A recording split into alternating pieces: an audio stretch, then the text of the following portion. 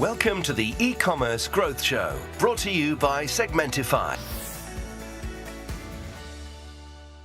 To the e-commerce growth show. We're well into series 4 now. We're still in lockdown at the moment. It's mid-February, and my kids are just about to enjoy some pancakes, I think, just off the PS3. And today I've got a very interesting lady, entrepreneur and businesswoman called Eva Pascoe. Sorry. Many of you will already know of her, I'm sure, but she is a tech investor focusing on e-com, fashion and lifestyle brands and the tools that are important for those brands. She's the lead on fundraising for Crowdcube, which we'll hear more about, I'm sure. And since 2013, she's been running the retail practice consultancy, with working with, excuse me, many important brands. But now she's focusing on pure play for pretty obvious reasons, I'm sure, in the climate that we're in. And actually, at the moment, she's working as an interim e-com director since 2015 with bluebella.com, driving their digital marketing and strategy forward. So, hi, Eva. How are you this morning?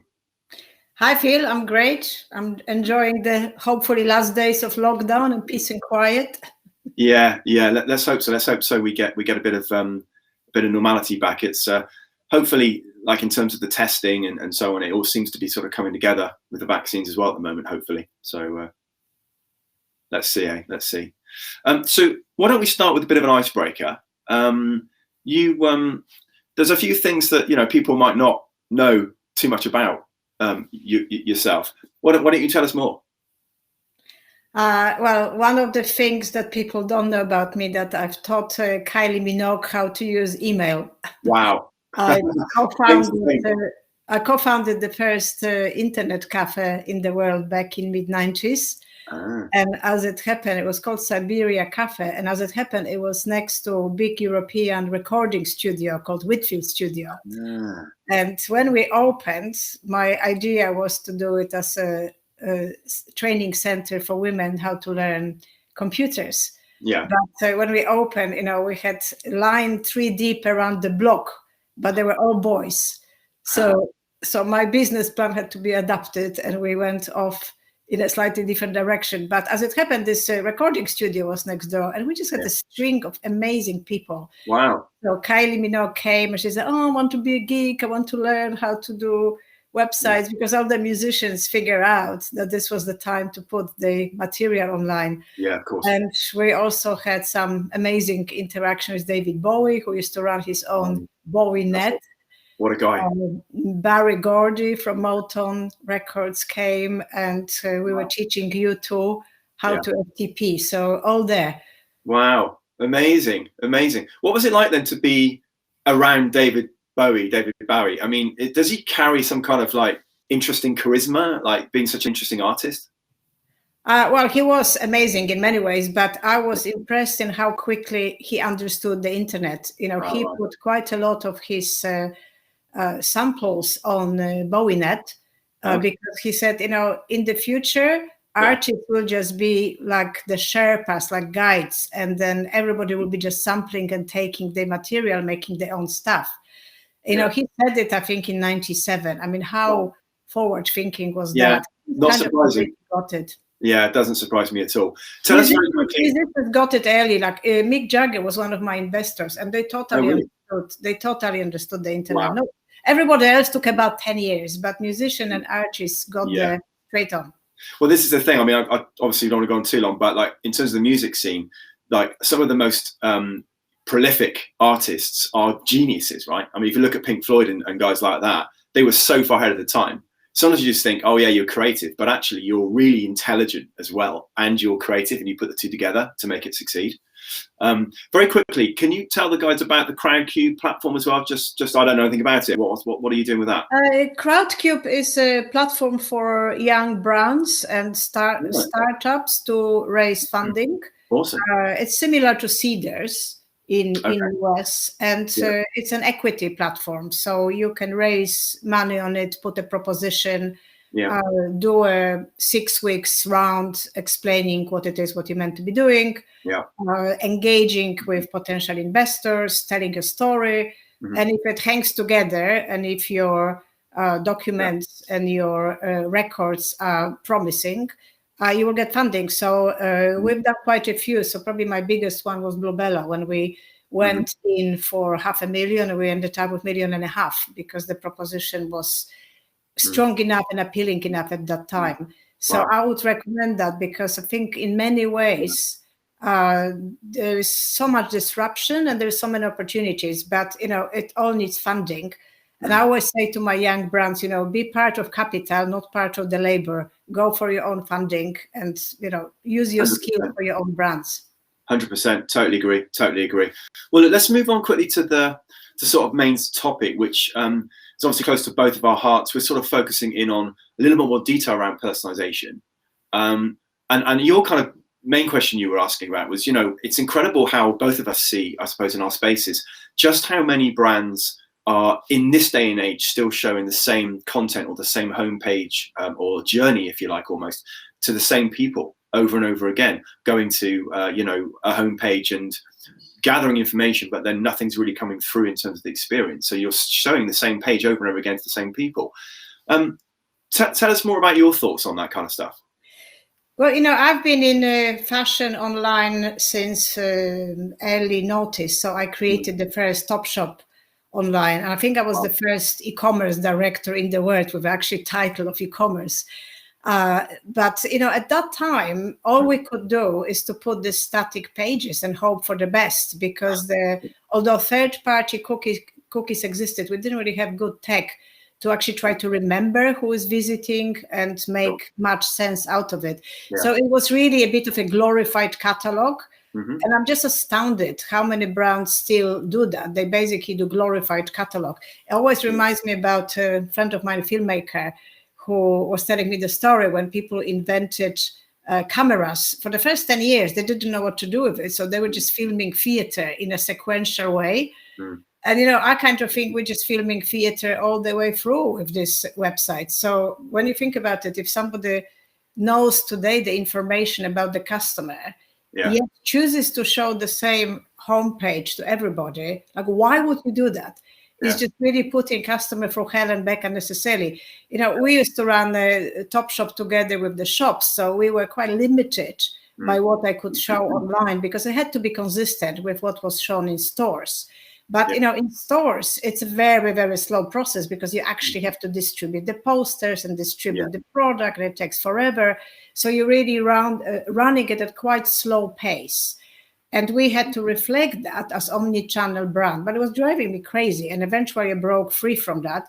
So we started moving towards faster pace anyway, and just upsetting the shops, but, never mind.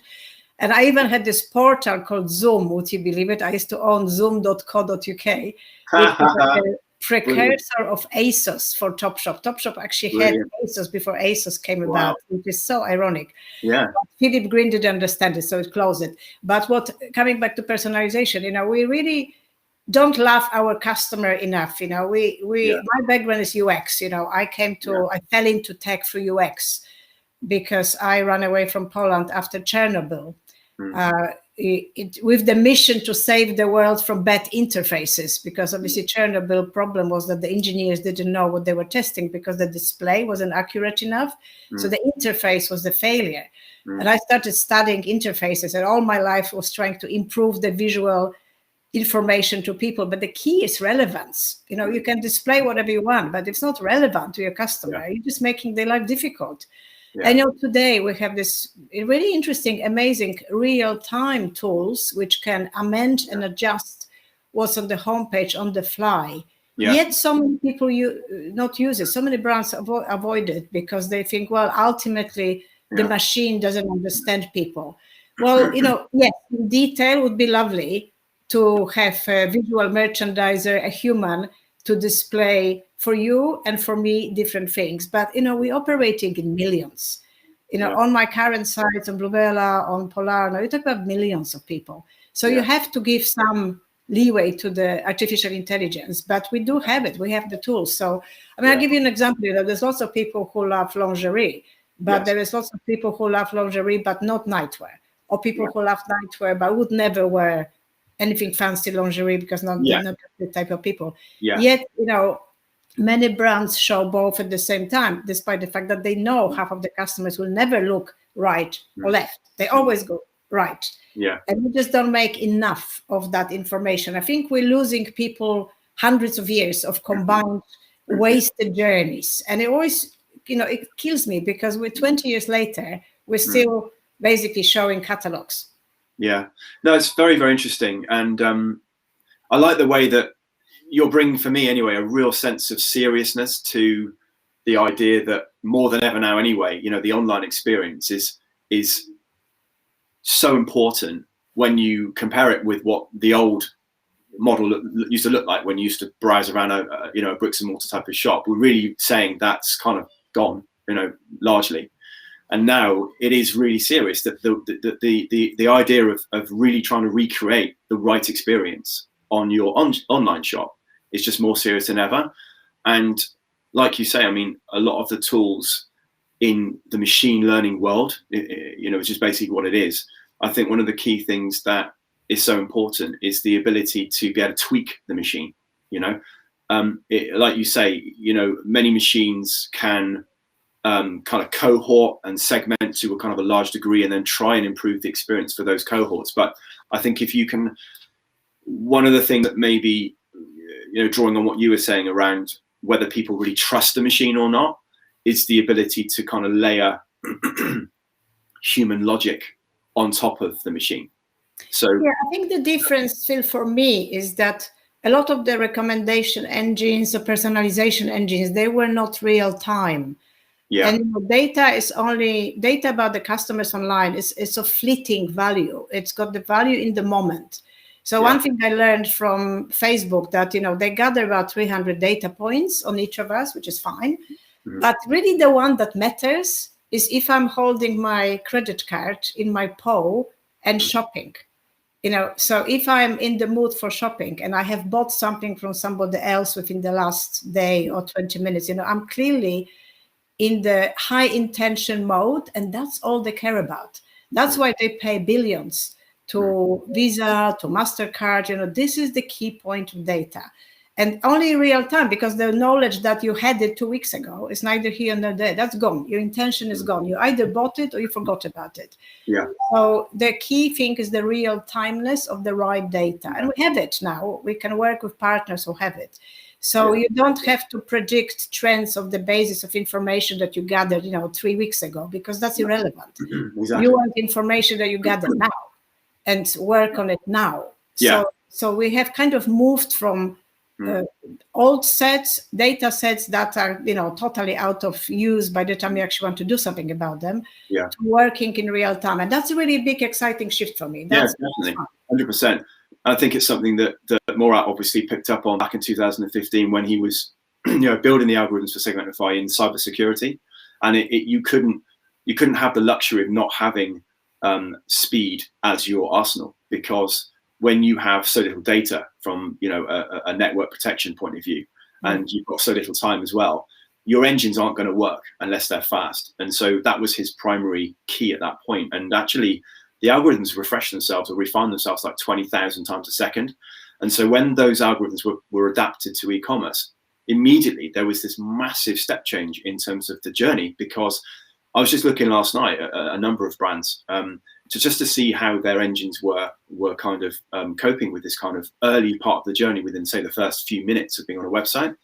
And it was incredible to see how, you know, how quickly information can be gathered, but then recaptured and transferred back to the journey right then and there in the moment. Yeah, I think for me, the key point is the mobile, because, you know, mobile, in some way, we are very privileged that the customers are giving us this intimacy that they shop for our product in bed. You know, like I tell you how many orders we get, like 7:30 in the morning, when I know people are in bed and they're just rolling around, they can't quite be bothered to get up, and they shop a bit. What a privilege to be in bed with our customers. That's amazing. But on the other hand, we have to repay that privacy, that intimacy that they're offering us, and really look after them all the way through. So, minimize the waste of time, minimize the unnecessary journey, and make the best use of the tiny screen, because the screens, we think they're bigger because, my generation came from Nokia, which was about that size of the screen. So we think the screens are enormous, but obviously the screens are still tiny. And many, many brands have got SKUs going in thousands. People have these enormous ranges. And poor customers, they have to spend time in the morning in bed, going through and crawling through irrelevant lines that they will never buy and they're not interested in, to find that one or two gems. Why we can't use better tech to show them this gem right away and just make it really nice, swimmingly easy experience. That's the challenge. That is the challenge we are in now. Yeah, no, absolutely. Let's move on to a few other questions. So around this area, what are your thoughts around insights, surveys, that type of engagement piece? That's another of my bugbears. We have so many fabulous tools to get insights, from Trustpilot to Hotjar to SurveyMonkey, if anybody wants to do something specific. It's really so easy to get the customer feedback, but people not listening, so few brands actually listening. I'm not even talking about the ones who haven't installed it, because that just breaks my heart. But even the ones who have installed it, they don't take time to listen. And, imagine the relationship. If you were not listening to your wife, you're not going to be getting any pancakes today, mate. Listening is everything in retail. And we have better tools than ever. But do I see brands sitting down and processing this information? Rarely, because in the great meal, the pace of retail is so fast now that people just struggle to prioritize what matters or what doesn't matter. So they'll be staring into their Google Analytics 10 times as long as they should do, rather than actually staring at what the customer is telling them. Absolutely. So that's a key for me, because obviously cookies will gather behavior, but ultimately there is nothing better than just asking people what they think. But you have to ask and read what they say. So I'm very big on research, and I think more than ever now, because the customer is moving so fast, the channels are moving fast, there is so much disruption. The only way forward for the brand is to listen. Definitely. Yeah, and it's one of the things actually, if you get to see Trendify in terms of the GA side, where it can be very granular and can be very difficult to pull out the information, we've actually rolled all that up into the Trendify products. So for example, you can already see your Rockstar products, or your ones that you've been paying to view and then not converting, and that kind of thing. So the insight side of it is actually very. I'll give you an example. I've been doing some research on a beauty brand recently, and they just couldn't figure out how to break through the problem with the packaging, because beauty products are quite heavy. Creams, by the time you put them in a lovely glass jar and wrap up 5 times, it doesn't break. It's a huge package, so you can't really drop it through the letterbox. So it's fine during lockdown, but they know that once they come out of lockdown and people will not be at home, their problem is always that people don't want to order because they don't think they'll be at home. And we started looking at what the customers want us to do, and the customers say, just come up with something like the flowers through letterbox. Deliver in packages that you can drop from the letterbox. I'm thinking, how can we do that? And then eventually the customers told us, use pouches. Pouches come through the letterbox. My slight problem with pouches that they're not super environmentally friendly, and I just refuse to do packaging that's not recyclable. But we found a supplier in Italy, and we're working on it. So basically, breaking down the quantities into pouchable units. So to make it easy for the customer, off our own back, I don't think we would have figured it out, but we got it from the customers. That's brilliant. Yeah, I love that. And actually, there's, like you said, there's so many tools now in terms of engagement. If you can build segments within your tool, and then you can create your engagement to match that segment, you can get so much richer information as well, to obviously make those kind of fantastic changes for the good, particularly around the environment. I think it's a massive area. Just watching that latest David Attenborough program, about plastic and stuff, and just seeing, watching these remote Hawaiian islands, and they're completely covered in plastic. And in Spain, you've got cliffs that are actually almost made out of plastic, where the humans have been around long enough. That is a big mission of mine. The retail practice with the founder Sean Murray. We've worked like dogs for the last 5 years to move the dial a bit, particularly on the packaging, because unfortunately Amazon has set up a really bad example of extremely wasteful packaging. Yeah, I can't remember, but I think at the beginning they were using 3 times as big boxes to deliver tiny things in them, because that was easier than order many different types of box sizes. So they got a bit better, but how many times you order something from Amazon and it arrives in an enormous box and inside there's like 1 banana, So, oh, completely. So we're trying to do a lot of work with suppliers in Europe, so you don't get all your packaging from China, because that by itself is ridiculous. There's plenty of good suppliers in Europe, and also make sure that no packaging is not recyclable. There's no reason to do that. No, I got a question on that then. Since you're passionate about that side of it, say at Christmas or whatever, I particularly get very, very incensed when I see what I would call very, very irresponsible packaging. For example, a box of chocolates, right, where cellophane wrapper, cardboard, okay, then inside you've got multiple levels of plastic. They're sitting in plastic, they're wrapped in plastic, the whole thing is also wrapped in plastic, right? And what is going on with that, and why isn't that changing?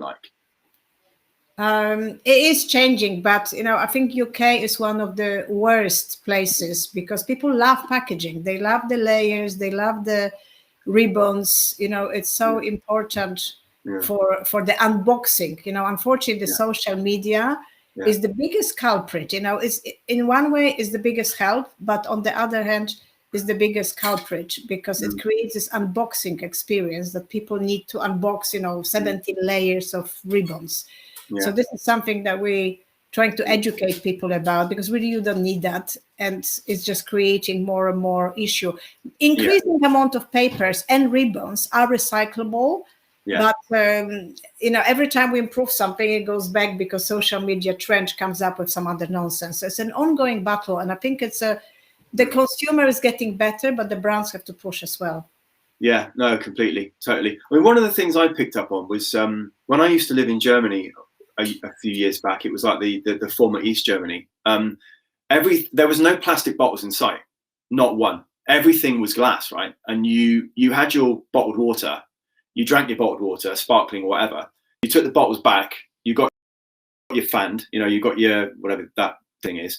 They fill them back up again, or you take more bottles, and the whole economy worked brilliantly because there's no wastage in that area. I mean, and I see even now, we get through quite a few bottles of sparkling water. I actually don't drink it anymore because I just will not see these mountains of thin 2-litre bottle sparkling water bottles stacking up in my recycling, but we still have them. I mean, it's something like that. I mean, why aren't people looking at this kind of thing?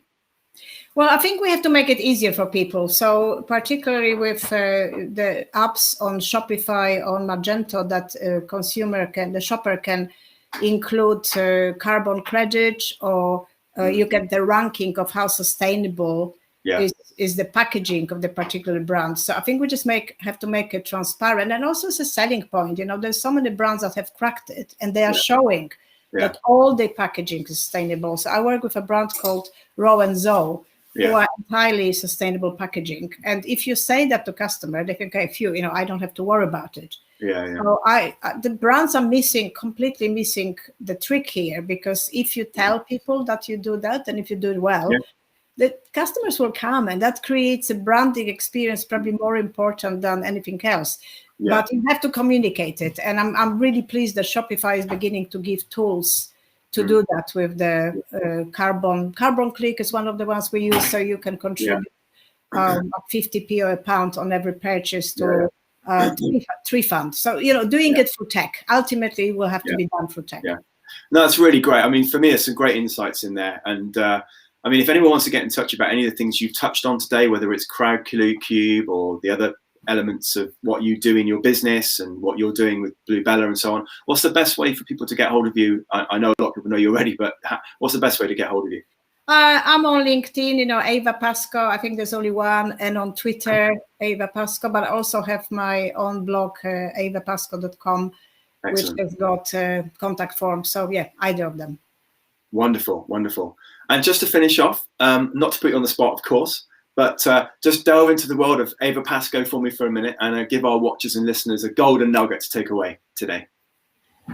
I think the key important thing for me for this year is to make sure that we work alongside technology to make customers' life better and make the process of shopping more carbon friendly. So combine better business with better care for the earth. Definitely. Let's see a real shift in awareness of this, I think, going forward would be so great. But listen, Eva, I mean, thank you so much for your time. It was really lovely to speak to you and meet you again after many years. The last time we spoke was when I was at Bright Pearl, about 5 or 6 years ago. So it's great to see you. I still work with Bright Pearl, a great product. Brilliant. And but anyway, just to let you guys know, if you haven't already, do chip over to segmentify.com/EGS for all the shows that are released there. And if you want to catch back up on Eva at some point, she'll be there as well. And if you want to get involved, you have any questions or any ideas for topics, just give me a line anytime, Phill@segmentify.com. But have a wonderful day. Thank you again, Eva. And we look forward to seeing you again soon. Bye-bye. Bye-bye. Thank you.